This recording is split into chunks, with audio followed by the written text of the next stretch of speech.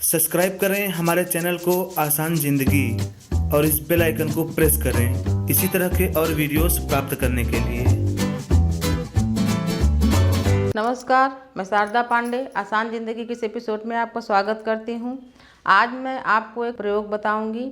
जिन बहन भाइयों को घर मिलने में अवरुद्ध हो रहा है, रुकावट आ रही है, घर बन नहीं पा रहा है, किराए के घर में रह रहे हैं और धन और समय होने के बाद भी घर बनवा नहीं पा रहे हैं, ये उनके लिए है। तो आप ये प्रयोग करके ज़रूर देखें। तो आप शुक्रवार के रात्रि में यानी शुक्रवार के दिन आप 3 पूजा वाला नारियल अपने घर में ले आएं और शनिवार को स्नान वगैरह करके शिव मंदिर में जाके एक नारियल भगवान शिव को भेंट करें और भगवान शिव से विनती करें कि देवता, हमारे पास सब कुछ होते हुए भी हमारा घर नहीं बन पा रहा है, हम किराए के घर में रह रहे हैं, जो भी विघ्न बाधाएं हैं आप कृपा करके दूर करें।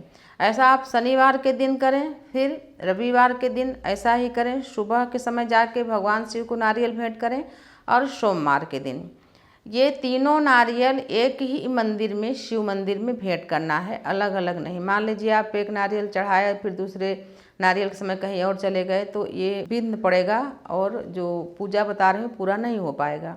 ऐसा आप लगातार 3 दिन करिए।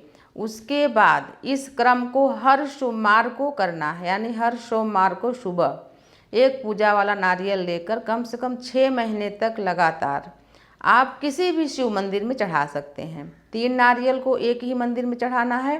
बाकी 6 महीने में आप कहीं भी जाते हैं, कहीं भी दूसरे शहर में या कहीं रिश्तेदारी में, तो आप वहाँ भी इस नारियल को चढ़ा सकते हैं। क्रम टूटना नहीं चाहिए, यानी कि इन 6 महीनों में, वैसे तो साल भर किया जाता है, अगर आप साल भर कर सकें तो ज़्यादा अच्छा है। आपकी सारी मंगल कामना मनोकामना जो घर से संबंधित रहती हैं वो पूरी हो जाती हैं, जो व्याधाएं हैं वो दूर हो जाती हैं। लेकिन 6 महीना तक आप अच्छी तरह से इसको करिए। एक भी दिन गैप नहीं होना चाहिए, नागा नहीं होना चाहिए और किसी भी शिव मंदिर में आप इसको कर सकते हैं। घर में टूटा फूटा जो बर्तन होते हैं वो मुंह के मारा नहीं फेंकते, चलो काम आ रहा है, उससे भी व्याधाएं उत्पन्न होती हैं घर प्राप्ति में। तो टूटा फूटा बर्तन आप घर में न रखें।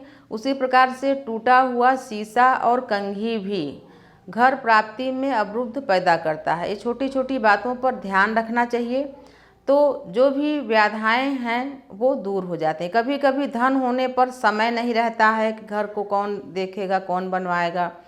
कभी कभी समय है तो धन नहीं है, कभी कभी दोनों है, फिर भी कुछ न कुछ ऐसी व्याधाएं आती हैं कि नींव खोदने से लेकर घर बनवाना शुरू ही नहीं हो पाता। और कभी ऐसा होता है कि दीवारें बन जाती हैं तो छत नहीं ढलती है, छत भी ढल जाता है तो ऐसी कुछ व्याधाएं, कुछ बीमारी, कुछ ऐसी परेशानी आ जाती है कि पूरी तरह से घर तैयार नहीं हो पाता है।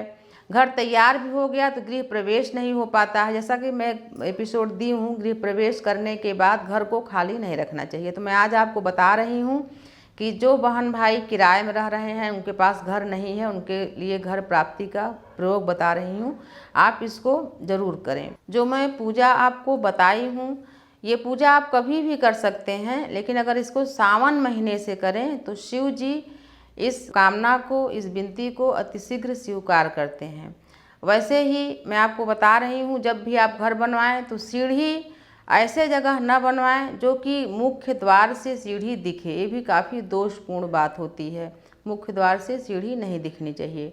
वैसे ही बेडरूम में कभी भी मछलियों का जो पालने का एक्वेरियम होता है उसको नहीं रखना चाहिए। ये भी दोषपूर्ण बातें होती हैं। तो इन सब चीज़ों का आप ध्यान रखें और आपका जो भी मनोकामना मंगल कामना है ज़रूर पूरी होगी। इसी प्रकार की जानकारी आपको आगे भी देते रहेंगे। आप देखते रहिए आसान ज़िंदगी। तब तक के लिए नमस्कार।